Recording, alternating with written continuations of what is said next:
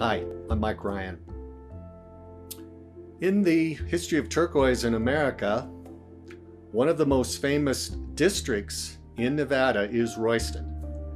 It has a very old history, and we cover that in the Great American Turquoise Rush, which is part 1 of Turquoise in America. And we continue that story in Turquoise in America part 2, which covers 1910 to 1990. In that, we cover the whole history of the Royston district, and we really explain, I think for the first time ever, the real background of all the claims that really comprise that district and what it means when we say Royston turquoise.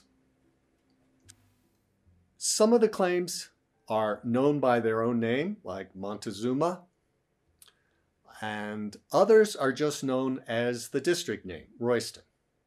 But we will take a look at the most famous individual claim, and was the first claim in the Royston district for turquoise, and that is royal blue.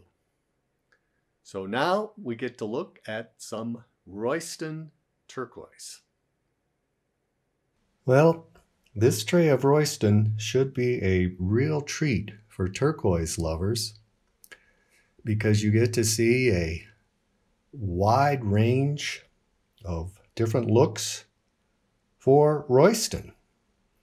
And it's ranging from the predominantly blues up here in the right corner, and moving on down as we go over here to the center of the tray, seeing some really beautiful greens in such a wide variety of looks.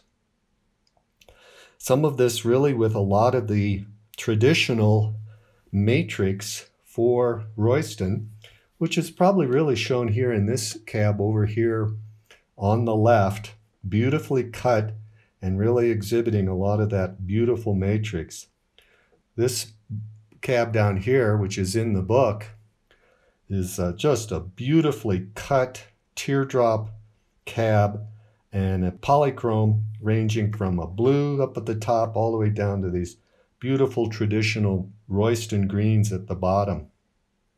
Here we have another just exceptional large big cab of Royston, showing sort of a blue-green going off to this wonderful little pocket of dark green here, and a couple more of those pockets up here.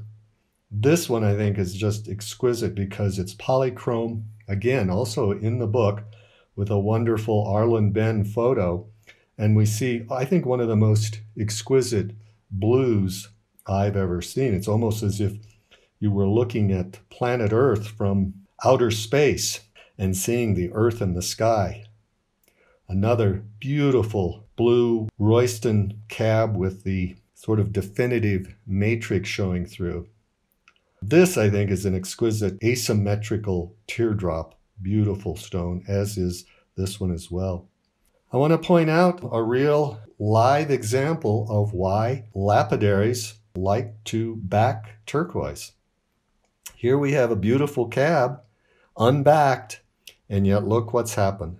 It has fractured, and now this is going to have to be recut into a very small cab, and then this cab will have to be reshaped.